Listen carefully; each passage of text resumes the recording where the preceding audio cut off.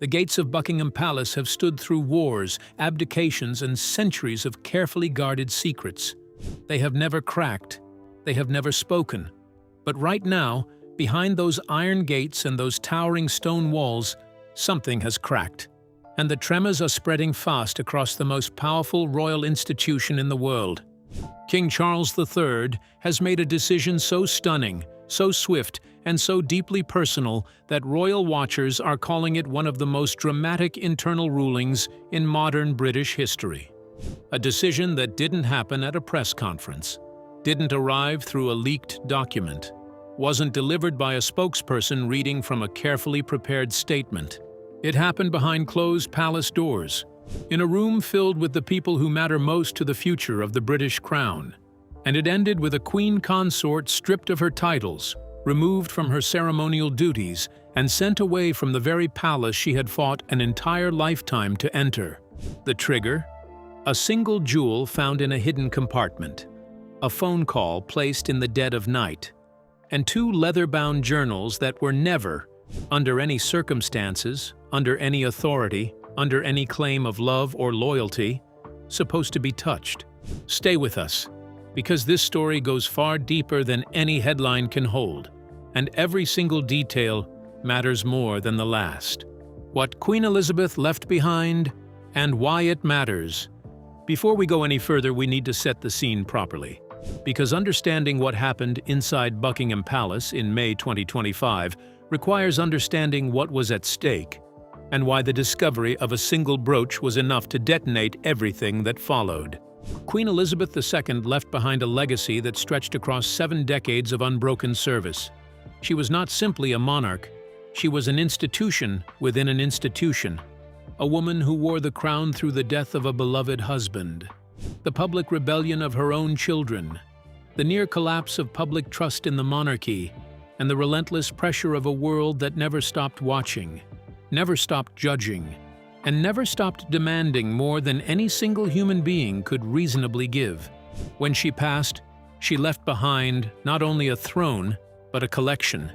Jewelry worn at the defining ceremonies of a nation's history, personal correspondence composed during its most significant moments, private effects that carried the fingerprints of 7 decades of duty, items that belonged not simply to a family, but to the history of an entire people.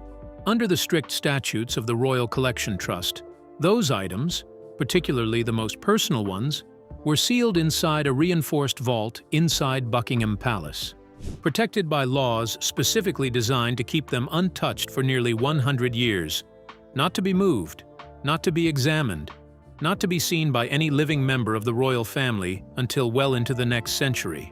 That protection was not bureaucratic red tape. It was a promise that the late Queen's private voice would reach exactly the people she intended, at exactly the moment she intended, and not a single day before. That is the foundation of this story. Hold it firmly in your mind, because everything that happened next was a direct and deliberate violation of it.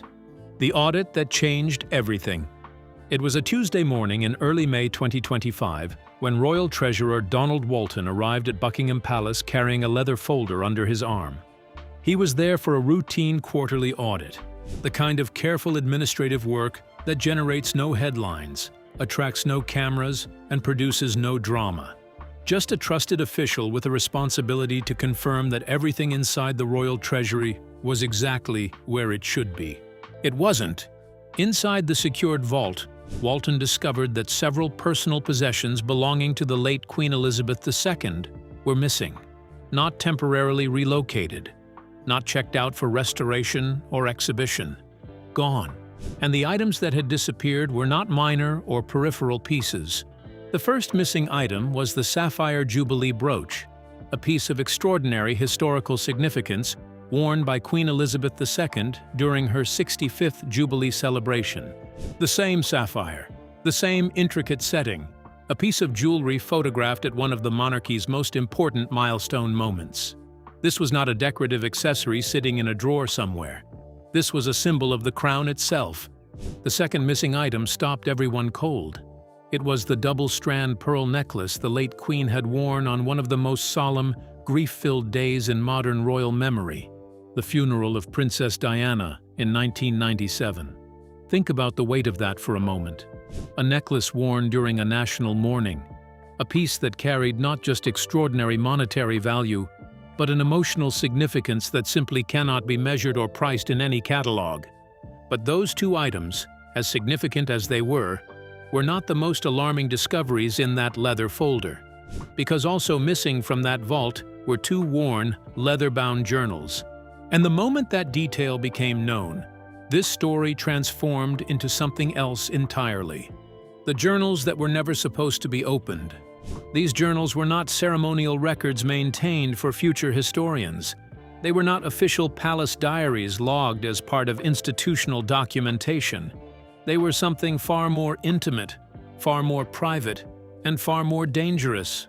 Handwritten personal reflections composed by Queen Elizabeth II during the long, isolated, psychologically demanding months of the global lockdown. Private thoughts. Personal letters addressed directly to her heirs. Reflections about the weight of duty, the experience of loss, and the fragile and increasingly difficult task of maintaining the relevance of the crown in a world that was fracturing in real time around her. Words written by a woman in the final chapter of her reign, sitting alone with her thoughts during one of the strangest and most isolating periods any living person had ever experienced. Under the strict statutes of the Royal Collection Trust, those journals were sealed for nearly a century. Their official opening would not occur until well into the 22nd century. Queen Elizabeth herself had intended those pages to be read by a generation not yet born, a generation that would have the benefit of distance, context, and perspective that no one living today possesses. That was her wish. That was also the law. Someone had violated both. Donald Walton closed his leather folder and escalated the matter immediately through proper palace channels. Within hours, the situation had risen far above the level of a routine treasury discrepancy. By the time King Charles was fully briefed, the word missing had already been quietly replaced with a far more serious and far more consequential word: stolen. The investigation and the trail that led back inside. Here is where this story begins its most dramatic turn, because what made this theft, unlike any ordinary breach, was the method by which it had been carried out. No locks had been broken, no alarms had been triggered, no glass had been shattered. The reinforced vault doors had opened normally, exactly as they were designed to open when someone with proper authorization approached them, which meant only one thing: someone with legitimate palace access had been involved. King Charles moved with decisive speed. He ordered a quiet internal investigation and placed Sir Clement Meister, a senior intelligence figure with a long record of trusted service to the royal household, in charge of uncovering the full truth. The instruction was clear and direct. Find out what happened, find out exactly how it happened, and find out who was responsible. The first major breakthrough came from the security logs. Records from the night of April 27th showed that a palace guard named Robert Halton had entered the treasury area at 3:49 in the morning, nearly 2 full hours before his scheduled shift was due to begin. Moving through a restricted wing of Buckingham Palace in the dead of night, with vault access that had no legitimate explanation at that hour. When investigators questioned him, Halton initially denied everything. He claimed nothing unusual had occurred, but under continued, careful, methodical questioning, the full picture began to emerge piece by piece. Halton admitted he had accessed the vault after receiving instructions through an internal palace phone line. The caller had known deeply personal details about him, sensitive information about his family circumstances.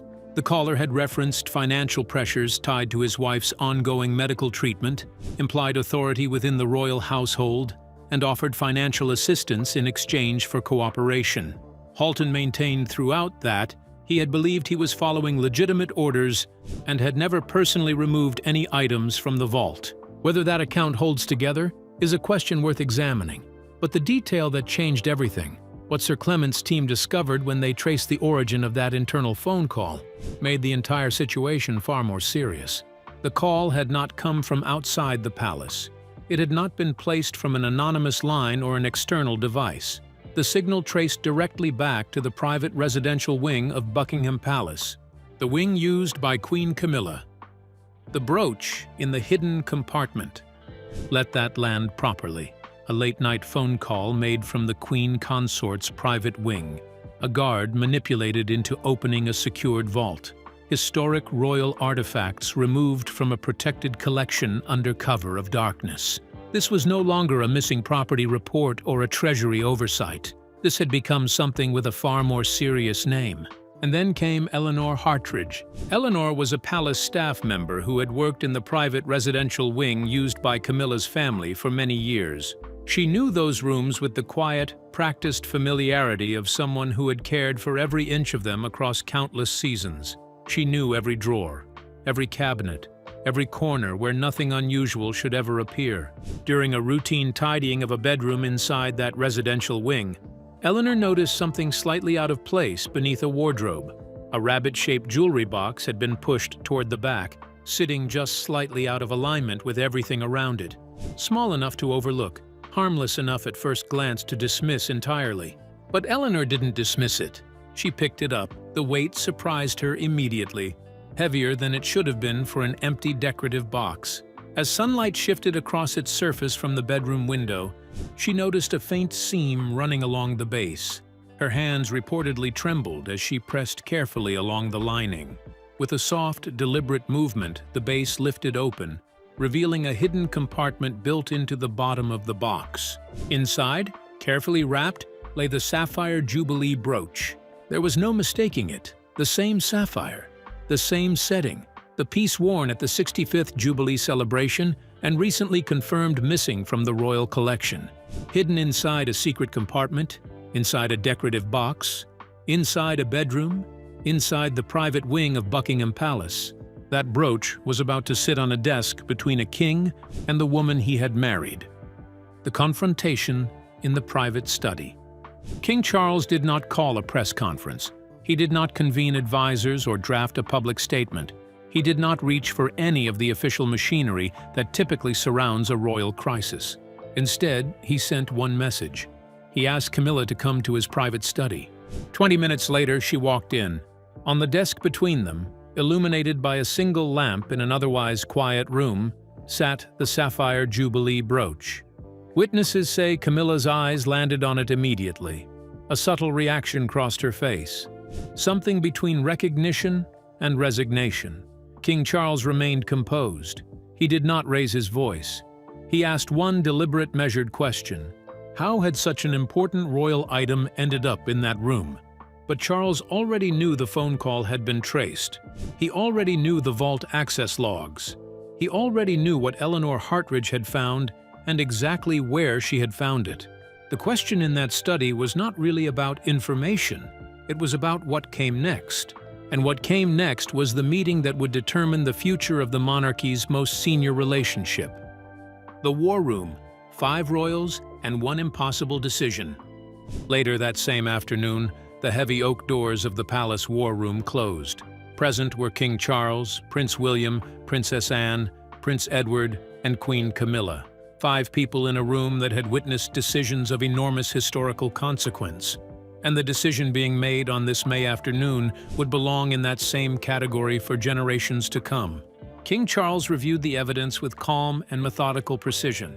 The missing items, the audit findings, the guard's unexplained vault access in the dead of night, the internal phone call traced directly to the Queen Consort's residential wing.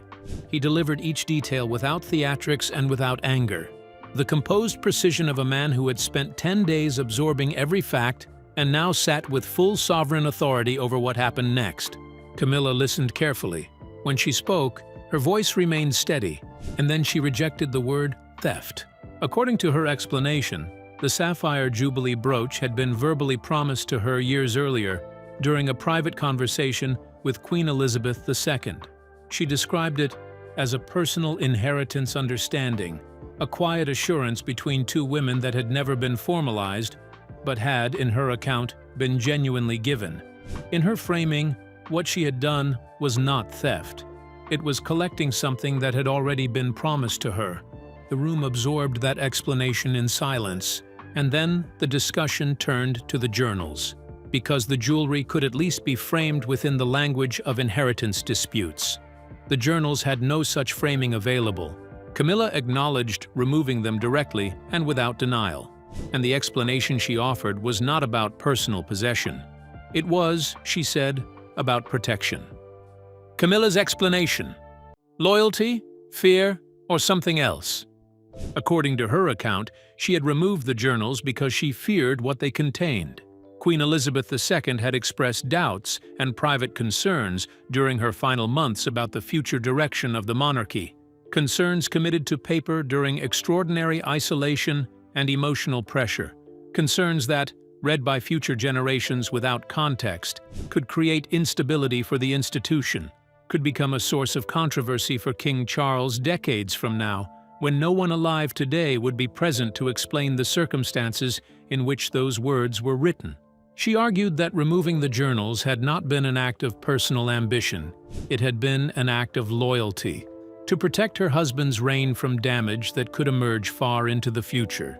Now pause here, because this is the question at the very center of this entire story.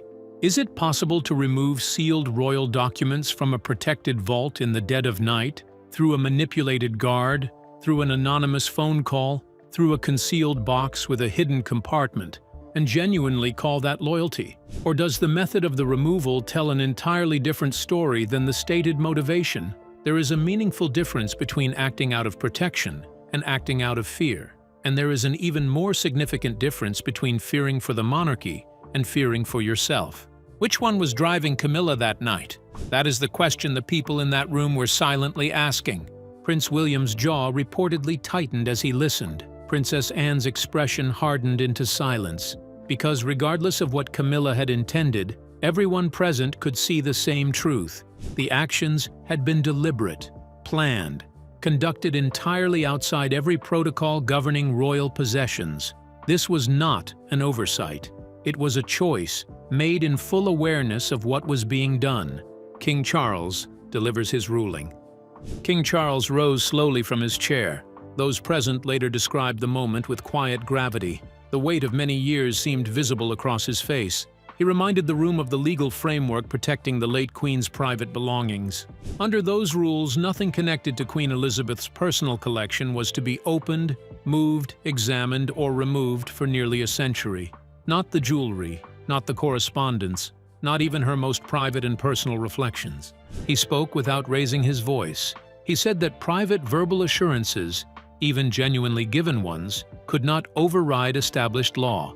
That midnight phone calls and secret instructions, whatever their stated intent, could never replace the procedures designed to protect the monarchy's constitutional stability.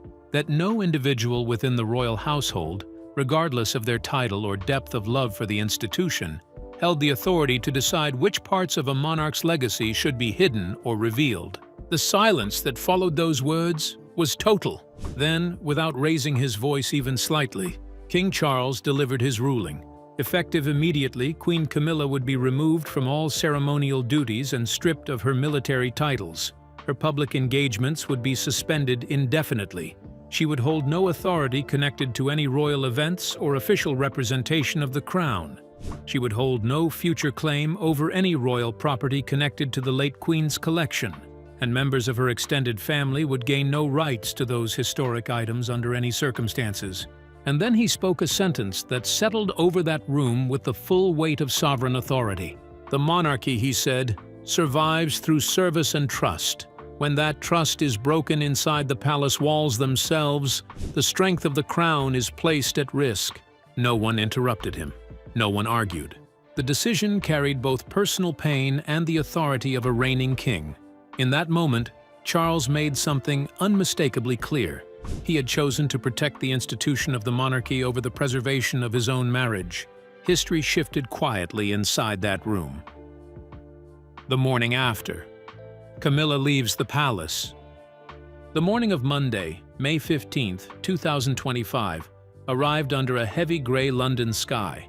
Outside the palace gates, tourists gathered with cameras and guidebooks, completely unaware that inside those walls, a seismic shift had already been set in motion. During the early hours, Camilla departed Buckingham Palace. She was moved to Ray Mill House, her private residence in Wiltshire, with careful and deliberate discretion. No announcement was made at the palace gates.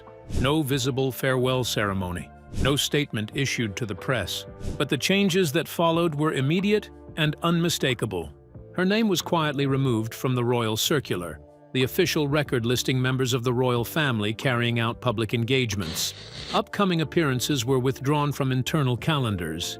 Within 72 hours, charities connected to her patronages received formal letters informing them that their royal associations would be reviewed. In several cases, partnerships were placed on immediate suspension. The evening before, at exactly 9 o'clock, King Charles had addressed the nation in a pre-recorded broadcast from his private study. He confirmed that the missing items belonging to Queen Elizabeth II had been successfully recovered. He acknowledged that a member of his household had faced consequences under the royal code. He never once spoke Camilla's name. He didn't need to. Within minutes, news networks interrupted their regular programming with urgent headlines. Commentators debated the decision fiercely, some calling it accountability, others describing it as a personal tragedy unfolding under the world's spotlight. Social media filled with shock and disbelief. Many people had only recently, after decades of public scrutiny, fully accepted Camilla as queen consort. Now that role had been removed overnight. The shift felt seismic, like a chapter of royal history had quietly closed in the space of a single broadcast. The journals, the deeper mystery beneath the scandal. But while the public focused on Camilla's removal, the most troubling thread inside Buckingham Palace was not about titles or jewelry at all. It was about the journals.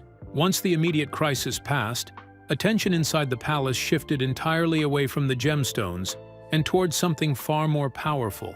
2 leather-bound volumes written in Queen Elizabeth's own hand, composed during the long lockdown months, containing private letters addressed to her heirs and personal reflections about duty, loss, and the pressures of maintaining the crown in a rapidly changing world.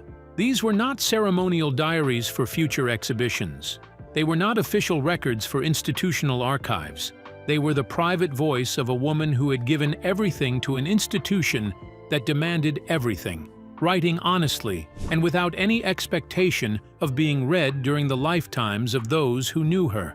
And according to Camilla's explanation, they also contained doubts, private concerns about the future direction of the monarchy, significant enough that the Queen Consort of Britain had been willing to risk everything she spent a lifetime building in order to keep them sealed away from the present.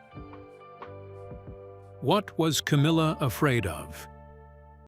Here is the question that cannot be answered, and that makes this story so much more than a scandal about missing jewels. Had Camilla actually read those journals? Had she opened them, turned to even a single page, and seen words that frightened her enough to set the entire chain of events in motion? Or had she acted entirely on assumption, on a fear of what might be written there, without ever confirming whether that fear had any real foundation? The answer changes everything about how we understand her motivation. If Camilla had read the journals, the act of removing them was an informed decision, a choice to suppress specific information because she knew exactly what it said and exactly what impact it could have. That is one kind of act. If she had not read them and acted purely on fear of possibility, then what she did was a preemptive move against imagined information. And that raises an even more unsettling question about what she was truly afraid of finding inside those pages. Either way, the vault had been breached, the journals had been removed, and someone had been willing to sacrifice a queen consort's public role and a royal marriage's standing to keep those words out of circulation. The vault sealed again, but the questions remain. Sir Clement Maister personally supervised the recovery and full authentication of the journals. Once investigators confirmed their authenticity, the writings were returned to the vault under significantly heightened security. New digital access codes were implemented across the entire system, and those codes were known to exactly 2 people, King Charles and Prince William. The sound of those vault mechanisms closing echoed through the quiet palace halls. Each mechanical click carried the weight of finality, sealing away not only the physical artifacts, but all the tension and dread that had surrounded them for 11 days. The brooch was secured, the necklace was in place, the journals were back where they belonged. But whispers had already spread through the corridors. Staff members and senior aides speculated quietly about what might be written inside those sealed pages. Some believed the journals reflected on succession pressures during the lockdown years. Others suspected they touched on internal family fractures. Still others wondered whether the Queen had written about the monarchy's evolving relevance in a society that increasingly questioned whether tradition had any genuine place in the modern world. None of it was confirmed. None of it can be confirmed for nearly a century. But the uncertainty itself carries lasting power. Because what Camilla did, whatever her precise motivation, permanently changed the relationship between the current royal family and those journals. Before May 2025, they were simply a future archive quietly waiting for their time. Now they are a charged and weighted question that no one currently alive will ever fully be able to answer. The weight of choosing the crown. In the days that followed Camilla's departure, the palace corridors remained unusually quiet. Prince William stayed close to his father, offering steady and visible support, a signal to staff and to the nation that continuity held and that the next generation of the monarchy stood present and aligned. Princess Anne maintained her composure through every public appearance, reinforcing the image of unbroken duty. And King Charles moved through those days with the same quiet resolve that had defined his ruling in the war room, neither celebrating what had happened nor seeking relief in its completion. He had protected the crown, but at a cost no official statement could fully account for.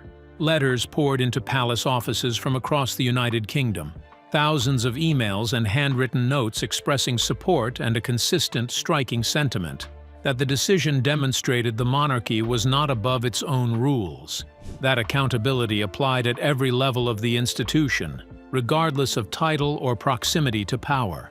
But inside the palace, there was no celebration. Each step through those historic corridors felt heavier than usual. The portraits of past monarchs seemed to carry a different quality of quiet observation.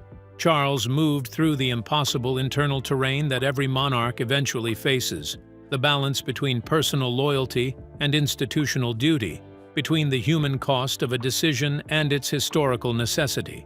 Every decision made by a person who wears a crown travels far beyond palace gates. Its consequences ripple through time itself, through the judgments of generations not yet born, who will read these events with distance and perspective that no living person today possesses. As evening settled over London, King Charles stood alone inside Queen Elizabeth's private chapel. The colors of the stained glass deepened around him into somber shades. Long shadows stretched across the stone floor. Prince William had offered his silent presence and then stepped quietly back, giving his father the solitude that a moment like this one demands. The vault was sealed, the codes were held, the journals were waiting for a century to pass. The emotional weight of 11 days pressed with a clarity that no broadcast or statement could fully express. Every decision since May 4th had led to this point. The vault breach, the investigation, the war room confrontation, the removal of Queen Camilla from public royal life.